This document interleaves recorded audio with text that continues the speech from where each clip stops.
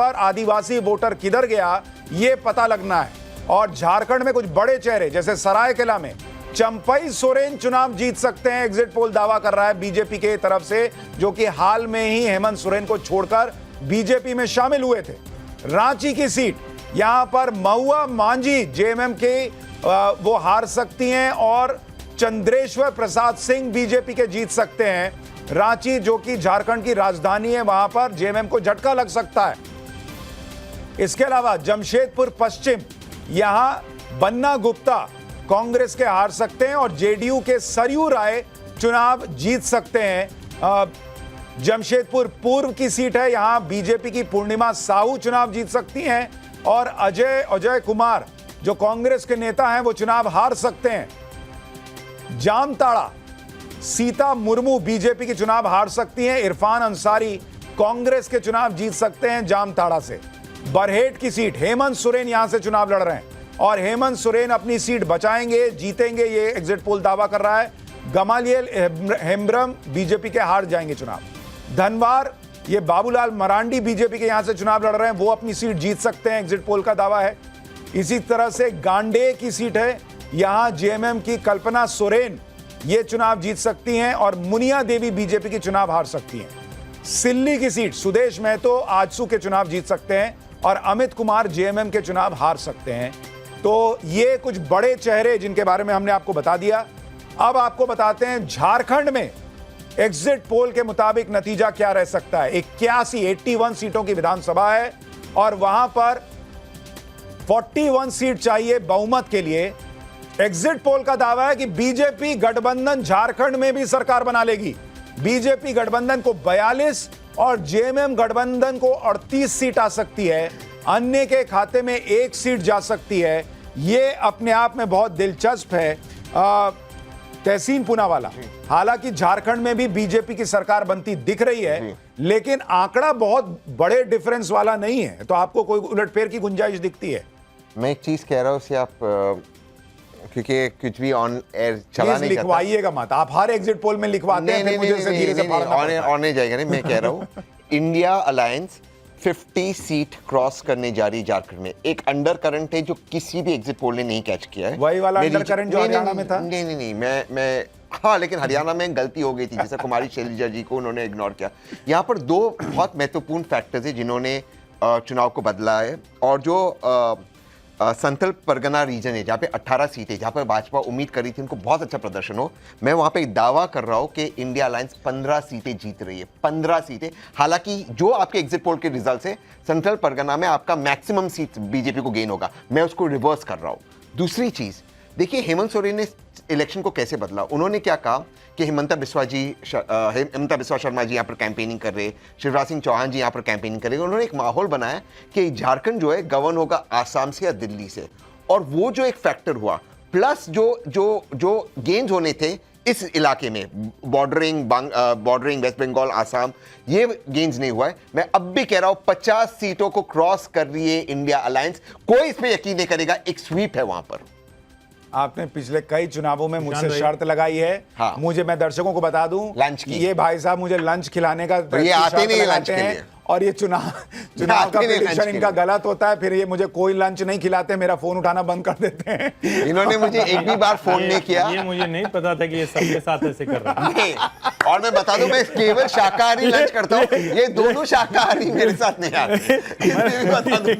ये भी आपको बता दूं। नहीं, लेकिन हर्षवर्धन भाई, क्या आपको लग रहा है कि अगर ये 42-38 एग्जिट पोल में दिख रहा है तो ये ऊपर नीचे भी हो सकता है? और इसका मतलब तो फिर अगर जेएमएम प्लस 38 पर है, इसका मतलब हेमंत सोरेन के साथ आदिवासी वोट इंटैक्ट है इसका मतलब। लेकिन निश्चित तौर पर हेमंत सोरेन के साथ आदिवासी समाज जुड़ा हुआ है। और मैं ये चाह रहा था, अगर 2 सीटों का मुझे पता चल पाए कि चंपई सोरेन और उनके बेटे चुनाव लड़ रहे हैं, उनकी क्या स्थिति दिखा रहा है। चंपई सोरेन तो जीतते दिख रहे हैं और उनके बेटे भी लड़ रहे हैं। बेटे का पता करता। तो एक तो ये बड़ा महत्वपूर्ण। दूसरा मैं ये कह रहा हूं ना कि आप अगर भारतीय जनता पार्टी की रणनीति देखें, एक समय में सोचिए ईडी, सीबीआई, राजभवन में त्यागपत्र सब हो गया था, फिर अचानक क्या हुआ होगा कि भारतीय जनता पार्टी ने हेमंत सोरेन पर सीधा हमला करना बंद कर दिया, क्योंकि लोकसभा चुनाव में साफ साफ दिख गया कि आदिवासी हेमंत सोरेन पर हमला बर्दाश्त नहीं कर रहा। तो भाजपा ने रणनीति क्या बदली?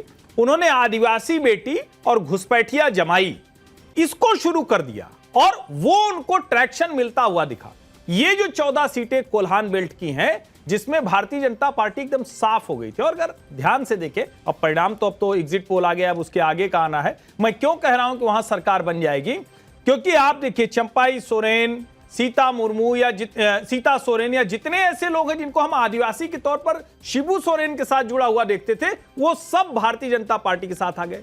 बाबूलाल मरांडी और सरयू राय जो 2019 में भाजपा के लिए सबसे बड़ी मुसीबत बने थे, वो दो के दोनों अब इस पाले में हैं। एक तो सीधे सीधे मुख्यमंत्री पद का एक दावेदार है बाबूलाल मरांडी, और सरयू राय जनता दल यूनाइटेड से आ गए। तो भाजपा ने अपने कील कांटे दुरुस्त किए, अपनी उन कमजोरियों को, और भाजपा के लिए आदिवासी मत इतना कुछ करने के बाद भी बहुत मुश्किल है। लेकिन मुझे लगता है जो गुजरात, मध्य प्रदेश, छत्तीसगढ़ में आदिवासियों ने भारतीय जनता पार्टी पर भरोसा दिखाया विधानसभा चुनाव, वो शायद आपको झारखंड में भी होता हुआ दिखेगा। आपके आंकड़े क्या है हर्षवर्धन जी? नहीं, नंबर मैंने नहीं दिया, मैं कह रहा हूं कि दोनों राज्यों में सरकार बनने जा रही है भारतीय जनता पार्टी। अजीज भाई, आपको आपका एनालिसिस क्या कहता है?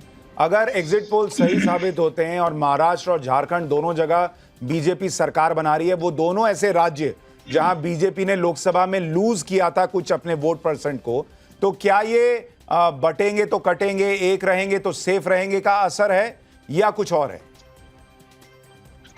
देखिए सुशांत भाई, जो एग्जिट पोल में दिखाया जा रहा है और ये बहुत दावेदारी के साथ और बहुत मजबूती से इस बात को मैं रखना चाहूंगा कि जो हालात रहे हैं महाराष्ट्र के और झारखंड के, मैं बिल्कुल ईमानदारी से कहना चाहूंगा कि अंडर करंट रहा है, उसको एनालिसिस किया नहीं जा सकता, क्योंकि एग्जिट पोल से वो तय नहीं किया जा सकता कि महाराष्ट्र की स्थिति एक्चुअल क्या बनेगी और झारखंड की क्या बनेगी, क्योंकि जो आंकड़े आएंगे, जो वाकई में रिजल्ट आएगा, वो बहुत चौंकाने वाला आएगा और वो बिल्कुल अलग आएगा। अजीज भाई, आपका अपना आकलन क्या है महाराष्ट्र और झारखंड में कितनी सीटों का?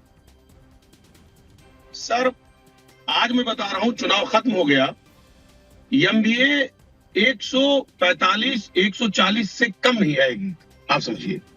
अच्छा। और अदर्स को मिला करके सरकार बनाएगी। और झारखंड में? झारखंड में स्थिति यह है कि 50 और 51 के आसपास आएगी। 50-51। सिद्धार्थ भाई, अजीज भाई अभी भी उम्मीद रख रहे हैं और रखना भी चाहिए, एग्जिट पोल को ये फाइनल नतीजा तो है नहीं, लेकिन वो ये कह रहे हैं कि एक अंडर करंट है जो एग्जिट पोल पढ़ नहीं पा रहा है और बीजेपी को वही अंडर करंट जो है वो करंट देगा।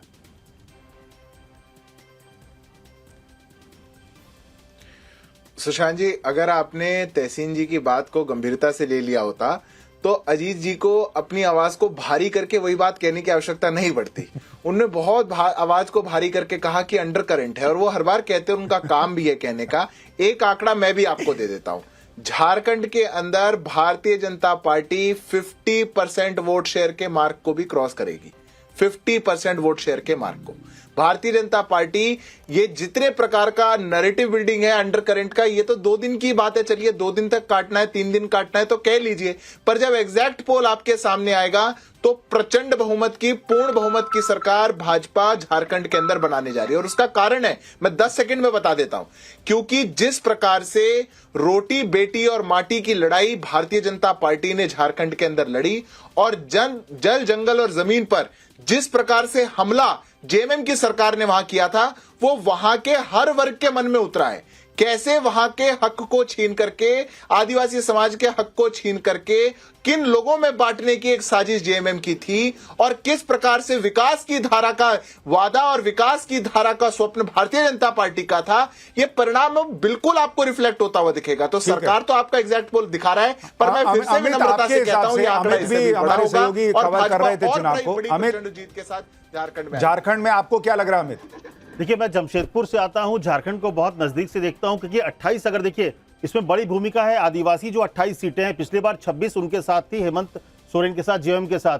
इस बार जो खासे कोल्हान इलाका जो कि पूरी तरह बीजेपी साफ थी, वहां पे 5 सीटें दिख रही है। वहां पर जो है 2 आजसू के अलावा बीजेपी और जेडीयू के पास भी जा रही है, तो वो अगर वहां पे 5 गेन करती है, और संथाल में 4 सीटें थी पिछली बार, जिसको लग रहा है कि इस बार वो अच्छा करेगी, तो इसी लिहाज से काफी क्लोज है। लेकिन मुझे लग रहा है कि अभी भी बहुत ज्यादा नजदीक है, बहुत कम आंकड़े पर थोड़ा पलरा जो है मेरे अंदाजे से, जो अगर देखिए तो थोड़ा जेएमएम के बहुत ज्यादा खिलाफ भी नहीं है, इसलिए बहुत नजदीक है मुकाबला। जो आंकड़े हैं 42 जो दिखा रहा है, मुझे लगता है लगभग 1-2 सीट आगे पीछे हो सकता है, लेकिन बहुत ज्यादा अगर 50 की बात, मुझे थोड़ी उम्मीद कम लग रही देखिए है। एग्जिट पोल में जब ऐसा 42-38 दिखता है तो मामला इधर उधर हो देखिए, सकता है, ये हमको मान के चलना चाहिए। सुशांत जी हाँ। देखिए, जेएमएम के खिलाफ मामला कतई नहीं है। मैं बार बार पूरे चुनाव में ये कह रहा हूं, हेमंत सोरेन के खिलाफ बीजेपी ने जो रणनीति बनाई थी, पहले जो बनाई थी, करप्शन, भ्रष्टाचार, जमीन ले लिया, वो सब फेल हो गई। लोकसभा चुनाव के बाद भारतीय जनता पार्टी ने वहां कोर्स करेक्शन किया, इसीलिए वो हेमंत सोरेन पर सीधे हमला करने से बचे। अगर और ज्यादा हमला करते तो शायद विधानसभा चुनाव में जो आंकड़े थे उनके एकदम विपरीत नहीं, जाते। मुझे तो अभी लगता जो है बेहतर हो रहा है वो उस वजह से उन्होंने हेमंत सोरेन को जेल भेज के हेमंत सोरेन को और पोस्टर बॉय बना बिल्कुल, दिया। जीवन उनकी- दान दिया, जीवन दान ताकत दिया। दे दी। और उससे हेमंत सोरेन जो शायद ग्राफ नीचे जाता वो और ऊपर चला गया। जो बीजेपी की आजकल जो वो कई गलतियां करती है उनमें से एक गलती थी। लेकिन इससे पहले कि मैं और